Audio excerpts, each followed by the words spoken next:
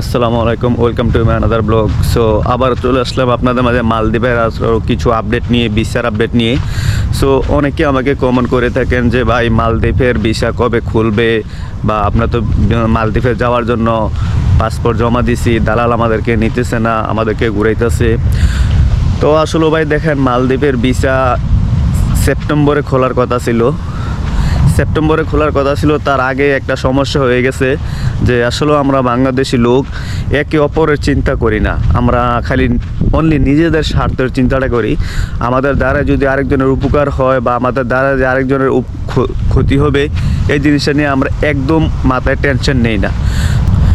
তো কিছুদিন আগেই মালদ্বীপের শহর মালের রাজধানীতে একটা সমস্যা হয়েছে।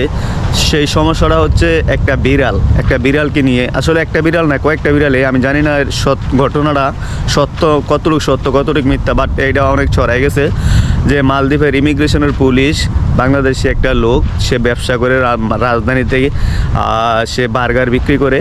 তো সেখানে গিয়ে দেখছে যে সে নাকি বিলাই জবাই করে সেই বিলের গোস্ত দিয়ে মানুষদেরকে বার্গার বানিয়ে খাওয়াইছে। তো এই বিষয়টা নিয়ে কিন্তু মালদ্বীপ অনেক গুরুতর অবস্থা যাইতেছে। বাংলাদেশি লোকেরা মালদ্বীপের রাজধানীতে যারা আসছে, বাংলাদেশি লোক ব্যবসা করে, হোটেল ব্যবসা বলেন, দোকান ব্যবসা বলেন, যেই কোনো ব্যবসা বলেন, তারা কেউ কিন্তু আর ব্যবসাটা করতে পারতেছে না। সবাইকে ব্যবসা থেকে বঞ্চিত করে দিছে, ব্যবসা বন্ধ করে দিছে। তার কারণ একটাই, বাংলাদেশের মানুষকে আর এখন মানুষ বিশ্বাস করে না। কারণ তারা যেই কার্যকলাপ করছে এগুলা মানে কল্পনার বাহিরে এই কাজগুলো করছে, যার কারণে তাদের ব্যবসা সব বন্ধ করে দিছে। তো মালদ্বীপ খোলার কথা ছিল, কিন্তু আমি জানি না এখন খুলবে কি না, কারণ এই সমস্ত কথাবার্তা শুনলেই কেই বা খুলবে ভিসা।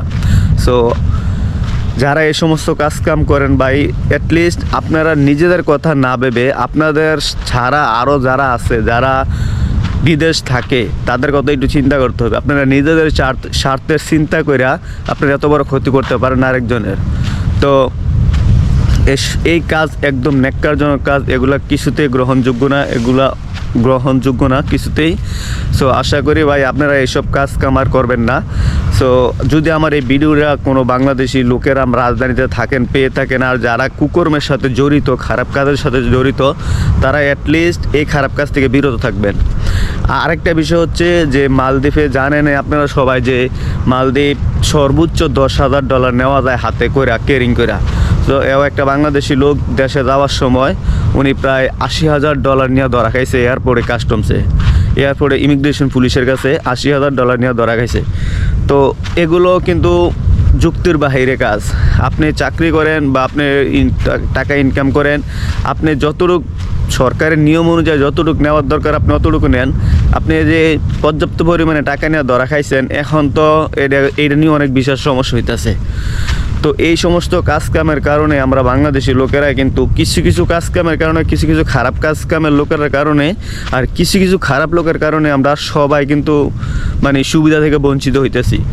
মালদ্বীপ যেই সুযোগ সুবিধা আমরা বাংলাদেশি লোকের দিত, এখন কিন্তু এইসব সুযোগ সুবিধা তাদের মাইন্ড চেঞ্জ করে দিতেছে। তারা এইসব সুযোগ সুবিধা থেকে আমাদেরকে বঞ্চিত করতেছে।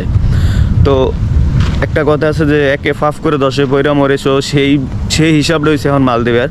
আপনারা কিছু লোকেরা কিছু ফাফ করতেছেন, যার কারণে আমরা যত বাংলাদেশি লোক আছে সবাই এগুলা ভোগ করতে হইতেছে। তো সর্বশেষ কথা হচ্ছে যে সেপ্টেম্বরে ভিসা খোলার কথা ছিল বাংলাদেশিদের জন্য। এখন এটা কোনো গ্যারান্টি দেওয়া যাইতেছে না, ভিসা খুলতেও পারে, নাও খুলতে পারে। তো আশা করি পরবর্তী কোনো আপডেট থাকলে পরবর্তী আপডেট নিয়ে আসবো। ওকে, আল্লাহ হাফেজ।